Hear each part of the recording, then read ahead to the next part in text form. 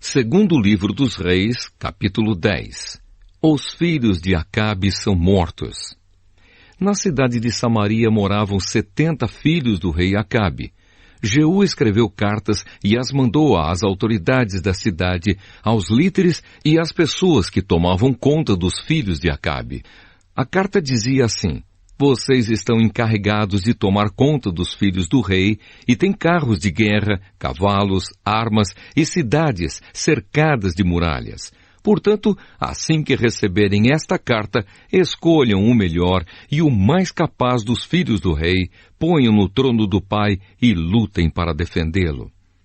As autoridades de Samaria ficaram apavoradas e disseram: como poderemos ir contra Jeú se nem o rei Jorão nem o rei Acasias conseguiram fazer isso? Aí o oficial encarregado do palácio e o oficial encarregado da cidade, junto com os líderes e as pessoas que tomavam conta dos filhos de Acabe, mandaram a Jeú esta mensagem: nós somos seus criados e estamos prontos para fazer tudo o que o Senhor disser. Porém não vamos colocar ninguém como rei. Faça o que achar melhor. Então Jeú escreveu outra carta em que dizia o seguinte: se vocês estão do meu lado e estão prontos para seguir as minhas ordens, tragam as cabeças dos filhos do rei Acabe para mim, aqui em Jezreel, amanhã, a esta hora. Os 70 filhos de Acabe moravam com os principais cidadãos de Samaria, que os estavam criando. Quando receberam a carta de Jeú, os líderes de Samaria mataram todos os 70 príncipes. Depois puseram as cabeças deles em cestos e as mandaram para Jeú em Jezreel. Foram contar a Jeú que as cabeças dos filhos de Acabe haviam sido trazidas. Então Jeú ordenou: façam com elas 2 montões no portão da cidade e deixem que fiquem lá até amanhã cedo. Ele saiu de manhã, foi até o portão e disse ao povo que estava ali: fui eu que fiz uma revolta contra o rei Jorão e o matei. Vocês não são culpados disso. Mas quem foi que matou todos estes? Isso prova que vai acontecer tudo aquilo que o Senhor Deus disse a respeito dos descendentes de Acabe. O Senhor fez aquilo que prometeu por meio do seu servo Elias. Então Jeú mandou matar todos os outros parentes de Acabe que moravam em Jezreel, e também todas as autoridades do seu governo, amigos íntimos e sacerdotes. Não escapou nenhum deles.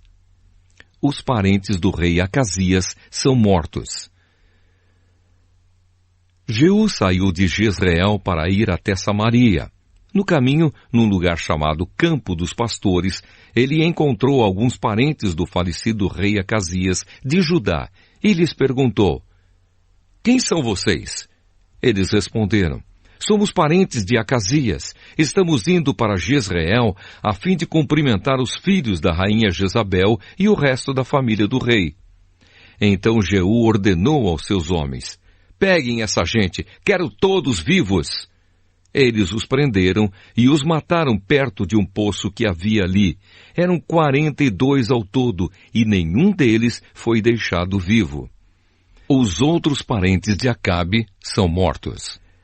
Jeú saiu dali e no caminho encontrou-se com Jonadab, filho de Recabe, que havia ido falar com ele.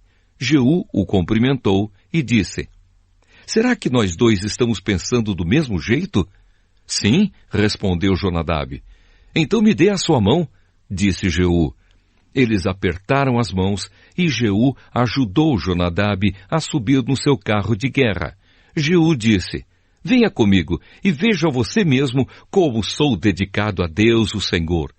E Jeú o levou no seu carro para Samaria. Quando chegaram lá, Jeú matou todos os parentes de Acabe. Não deixou nenhum vivo, conforme o Senhor tinha dito a Elias que ia acontecer. Os adoradores de Baal são mortos. Jeú reuniu o povo de Samaria e disse: o rei Acabe serviu pouco o Deus Baal, mas eu o servirei muito. Portanto, reúnam agora todos os profetas de Baal, todos os seus adoradores e todos os seus sacerdotes. Que não falte nenhum, pois eu vou oferecer um grande sacrifício a Baal, e quem não vier será morto. Mas esse era um jeito de Jeú enganar os adoradores de Baal para poder matá-los. Então Jeú deu a seguinte ordem: anunciem um dia de adoração em honra do Deus Baal. O aviso foi feito, e Jeú mandou mensageiros por toda a terra de Israel. Então vieram todos os adoradores de Baal, não faltou nenhum. Eles entraram no templo de Baal, que ficou completamente cheio.